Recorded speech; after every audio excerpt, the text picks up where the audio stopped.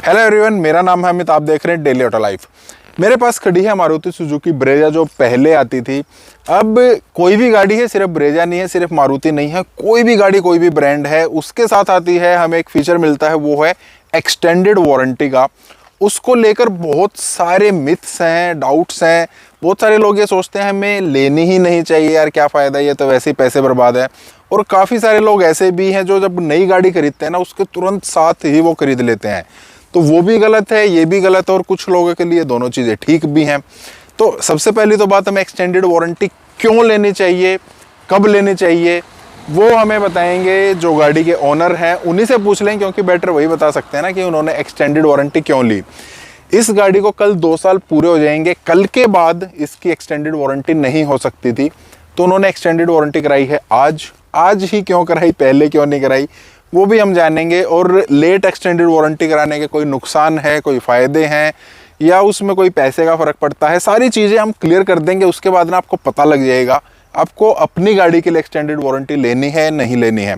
Hello everyone, मैं तनुज, जिसके बारे में अमित जी भी बता रहे थे कि ये गाड़ी मेरी है, ब्रेजा, जो मैंने अक्टूबर 2020 में ली थी।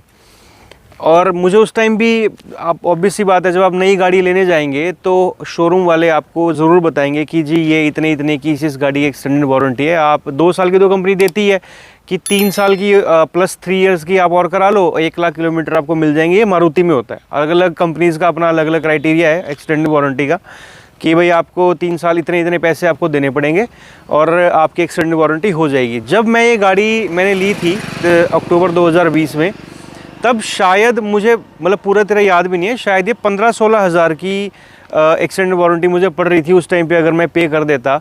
अब मुझे, आज मैंने एक्सटेंडेड वारंटी कराई है अपनी 2 साल पूरे होने से 1 दिन पहले, तो अब मुझे ये पड़ी है 22,939 रुपये की। मतलब लगभग यूँ मान लो, उसमें उस टाइम मुझे 16,000 की पड़ रही थी, तो अब मुझे 22,939, लगभग 23,000 ही मान लो, मुझे 7,000 रुपये महंगी एक्सटेंडेड वारंटी अब ये पड़ी है। उस टाइम पे क्यों नहीं कराई, एक ये क्वेश्चन भी सबके दिमाग में आएगा कि आपने उस टाइम पे क्यों नहीं कराई। भाई पहली बात तो ये गाड़ी, मतलब हर कोई आदमी, ये तो एक्सपीरियंसड हो, उसने बहुत सारी गाड़ियाँ पहले ले रखी हैं, उसको पता होता है कि भाई यहाँ करा लेनी चाहिए, ठीक रहता है। अब मेरी ये पहली गाड़ी थी न्यू, पहले मेरे पास पुरानी गाड़ी थी, ये मेरी न्यू गाड़ी थी, मुझे इतना पता भी नहीं था कि करानी चाहिए, बहुत सही रहता है नहीं रहता है, जो भी कुछ है। अब 2 साल गाड़ी रखने के बाद इतना एक्सपीरियंस तो हो गया है कि भाई वारंटी एक्सटेंडेड आपकी होनी चाहिए। उसके बहुत सारे फ़ायदे हैं।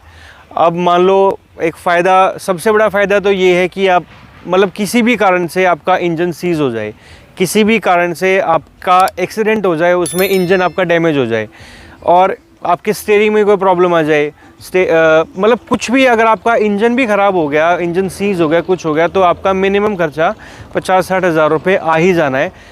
मतलब कुछ ना करते हुए भी, अगर आप कंपनी से कराते हैं तो वो 50,000 रुपये, 60,000 रुपये ज़्यादा देना ज़्यादा बेटर है, या फिर अभी मैंने 22,000, मतलब 23,000 में करा ली, वो ज़्यादा बेटर मुझे लगा कि हाँ, मतलब एक सेटिस्फेक्शन ऑफ, मतलब माइंड का सेटिस्फेक्शन भी हो जाता है कि भाई हाँ, मेरे पास वारंटी है। और जैसे हम इंश्योरेंस करा लेते हैं कि भाई मेरे पास वारंटी है, अब चाहे कुछ भी हो जाए, मुझे एक्स्ट्रा पैसे या कुछ भी नहीं देना पड़ेगा, वो सब कंपनी देखेगी क्या करना है क्या नहीं करना। तो एक कारण ये भी था, एक सबसे बड़ा कारण तो यही है वारंटी एक्सटेंड कराने का, और कराते भी लोग केवल इसलिए ही हैं। उस टाइम पे क्यों नहीं कराई, उस टाइम पे मतलब एक दिमाग ने ये भी काम किया, यार क्यों खामखा के 15-16 हज़ार रुपये हम इस पे और इन्वेस्ट करें। मेरा दिमाग उस टाइम पे ये काम किया, यार 15-16 हज़ार की तो मैं एक्सेसरी लगवा लेता हूँ इसमें, तो एक दिमाग ये भी काम किया। तो ठीक है, पर मेरा रिकमेंडेशन यही है कि आपको वारंटी एक्सटेंड करा लेनी चाहिए। मेन बात ये आ जाती है कि भाई एक्सटेंडेड वारंटी में आपकी वारंटी किस चीज़ की बढ़ जाएगी, बढ़ेगी सभी सेम वही वारंटी जो आपको स्टार्टिंग में जब आप गाड़ी लेते हैं ना, उस टाइम पर जो आपको वारंटी मिलती है, वही वाली वारंटी आपकी 5 साल तक अब इस गाड़ी की हो गई है। वो सबकी अलग अलग होती है। अब थोड़ी सी ये बात मैं बता देता हूँ कि किसको कब लेनी चाहिए, किसको कब फ़ायदा हो सकता है।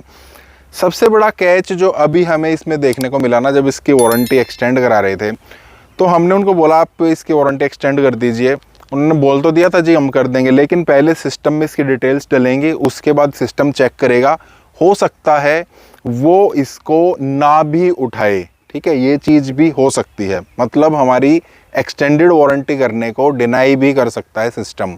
वो किस वजह से, अगर आपकी गाड़ी ज़्यादा चलती है और आप एक्सीडेंट वगैरह ज़्यादा कर देते हैं ना, आपको पता ही होगा आप किस टाइप के ड्राइवर हैं, या पहले अगर ऐसा आपके साथ हुआ है, अगर आपकी गाड़ी के एक्सीडेंट ज़्यादा होते हैं, उस केस में आपकी एक्सटेंडेड वारंटी जो है वो डिनाई भी हो सकती है अगर आप बाद में कराते हैं। तो उनके लिए तो बेटर रहेगा जब आप नई गाड़ी खरीद रहे हैं उसी टाइम पर आप एक्सटेंडेड वारंटी ले लो, फिर आपको कोई टेंशन नहीं है। वो डिनाई किस वजह से करते हैं, एक तो केस ऐसा है अगर आपकी गाड़ी बीच में टोटल लॉस में चली गई है, उसके बाद वो ठीक होकर आई है, तब आपको एक्सटेंडेड वारंटी नहीं मिलेगी, क्योंकि उसके लगभग पार्ट्स जो है वो चेंज हो चुके होते हैं। अब कंपनी को पता है बार बार ये गाड़ी जो है ना वो प्रॉब्लम क्रिएट करेगी, तो उसको एक्सटेंडेड वारंटी नहीं देते हैं। फिर दूसरा क्या होता है, आपने 2-3 बार एक्सीडेंट कर दिया है, इसका कोई काम हुए हैं बार बार डेंटिंग पेंटिंग के, उस केस में भी कंपनी को लगता है कि ये बंदा जो है बार बार गाड़ी को टकरा देता है।